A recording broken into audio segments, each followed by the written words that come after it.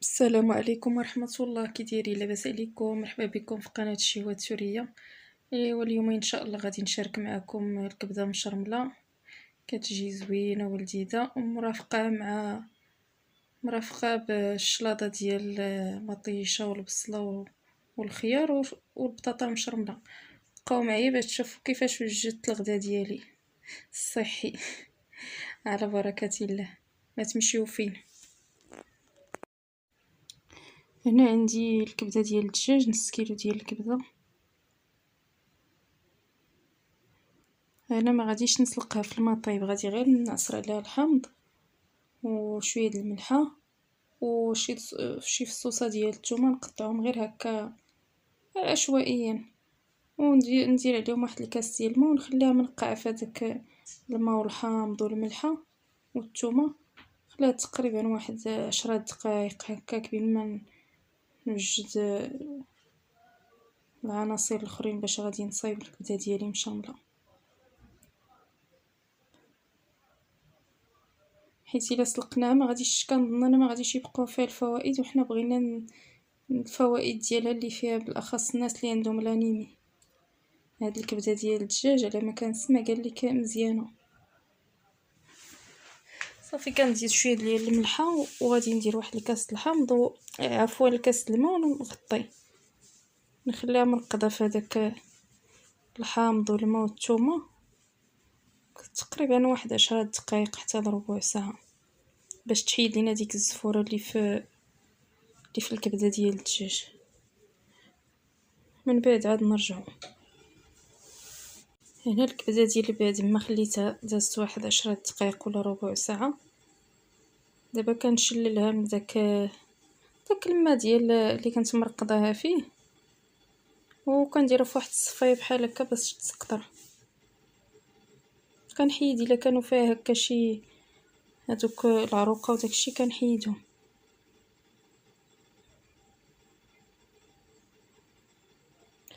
ايوا هاد الكبده قال لك راه صحيه بالنسبه للناس اللي عندهم نقص في الحديد. صافي دابا غنخليها تسقطر، من بعد عاد نقطعها مرصوات صغار. دابا غنخلي الكبده ديالي تسقطر، ودابا غادي نمشي نحط الطاجين ديالي فوق البوطه يسخن، وغنزيد عليه شويه ديال الزيت. البصله راني ديجا قطعتها، واحد البصله صغيره ولا نص بصله موين قطعتها هكا تكون مشلضه. تنزيد البصله على ديك الزيت وصافي، وكنغطي الطاجين ديالي. ما غندير لا طريه لا والو حتى كتشحر ليا البصله، حتى كطيح البصله. دابا غادي ندوز باش نقطع الكبده ديالي بما تقلى ليا البصله.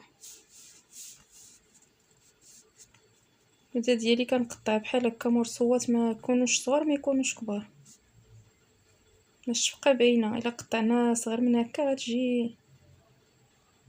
غادي تجي ما بايناش. صافي غنبقى مستمره بحال هكا حتى نكمل الكبده ديالي اللي عندي. عاد ندوزو باش نوريكم الطريقه باش كنحضرها، راه كتجي زوينه وكتجي لذيذه.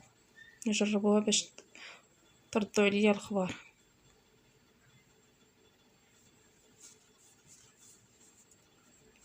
صافي البصله ديالي هي بدات كتشحر، مازال غنخليها مازال تزيد شويه، من بعد عاد نرجع نخليها مازال تقلى حتى كطيح، حتى كيبدا اللون ديالها تتولي شفافه. عاد نرجع من بعد ندير عليها الكبده. ايوا باش غادي نرافق انا هاد الكبده ديالي غادي نوجد البطاطا مشرمله. كنقطع البطاطا مرصوات بحال ما هكا، كنزيد عليها الثومه. جربوها راه كتجي زوينه، رافقوا بها الاطباق ديالكم. كندير عليها القزبر والمعدنوس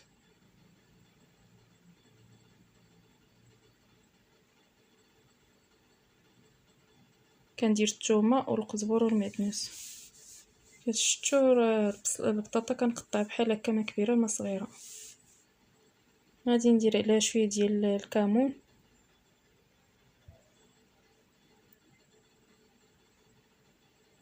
وشويه ديال الفلفله حمراء وشويه ديال الملحه.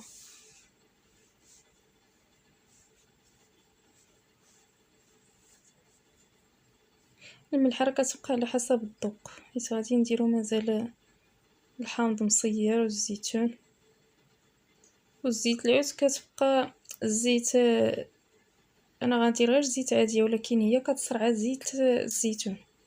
الا كانت زيت العود ديرو راه كتجي زوينه. صافي وكنغطيو عليها ونخليوها حتى كطيب البطاطا ديالنا. من بعد عاد نزيدو عليها الزيتون والحامض، كتجي ديك البطاطا واقفه في دمها وكتجي هكا خضره. صافي كنطفيو عليها، ما كنخليوهاش حتى كتحمل المرقه بزاف، زعما ما كنخليوهاش حتى كتنشف تماما، ولكن كنخليو فيها شويه باش نغمسو. صافي ها هي البصله ديالي بعد ما طاحت. دابا غنزيد عليها الكبده. صدقوني هاد الطويجين جلديد ما شبعناش منه،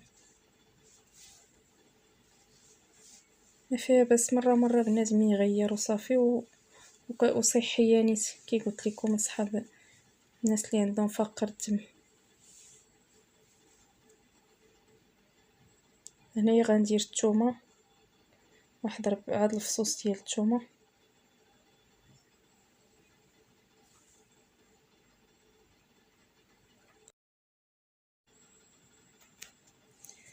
بعد ما درت الملح الثومه غندير الملحه. الملحه ديما تتبقى على حسب الذوق، كاين اللي كيبغي يكثر الملحه، كاين اللي كيبغي يدير غير شويه. غندير شويه ديال الكمون وشويه ديال الفلفله حمراء.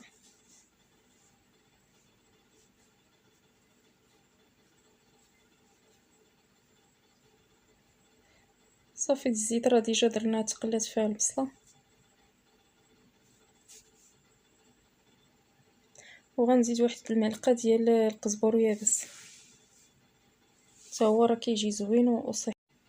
صافي هنا كي قلت لكم غنزيد شويه ديال عفوا شويه ديال القزبر يابس، وكنخلط كلشي مزيان ونغطي عليه غير واحد شويه. من بعد نرجع باش نكمل المقادير اللي باقي ليا.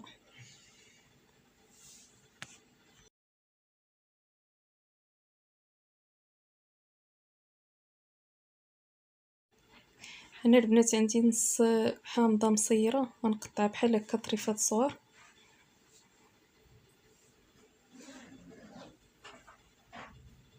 راه كيجي زوين مع الكبده. نطيبوه مع الكبده ابار اللي كنحطوه هكا كنزينو به، نطيبوه مع الكبده راه كيجي زوين، يدير واحد لوغو زوين في الكبده. عندي مطيشه هنا طيبتها، واحد مطيشه هكا كبيره طيبتها وطحنتها وصفيتها من القشره ديالو الزريعه والقزبر والمعدنوس مقطعين.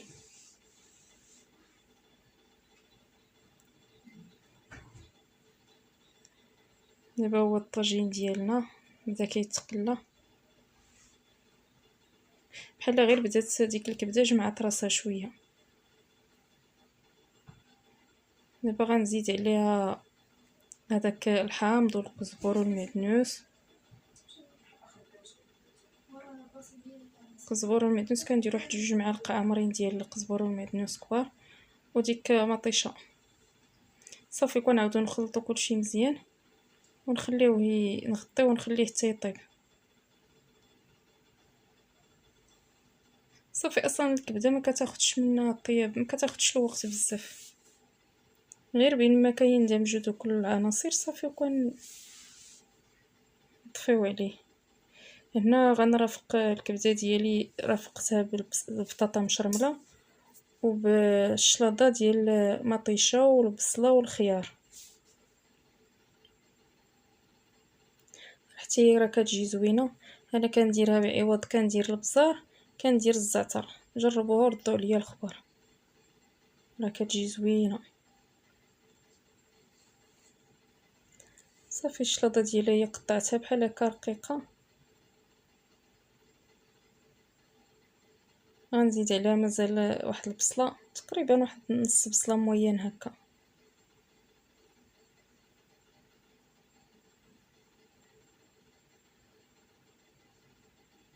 مش ما قطعنا البصله ديالنا رقيقه كيكون حسن. ولو حتى الخيار ومطيشه،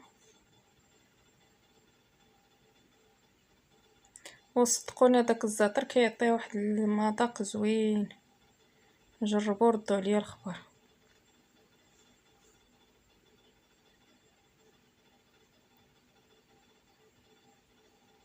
ايوا هادي هي الغديوه ديالنا ديال اليوم.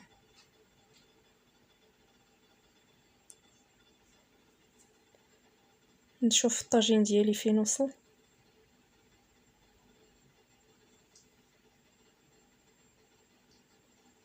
صافي الطاجين هو علين، صافي راه قربت نطفي عليه.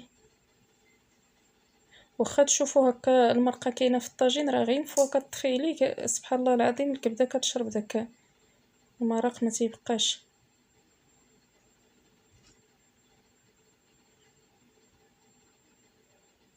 صافي واحد شويه هكا ونطفي عليها، نطفي على الطاجين.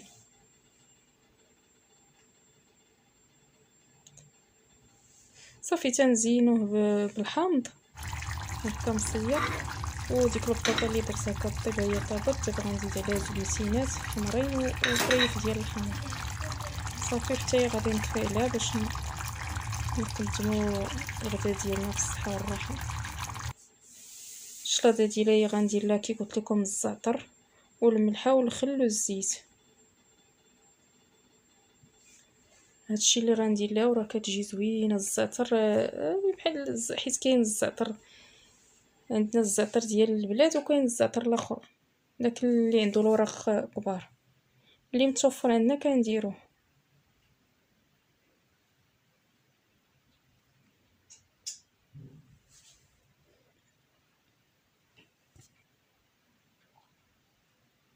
كندير شويه د الملحه والخل وشويه د الزيت صافي وكنخلط كلشي.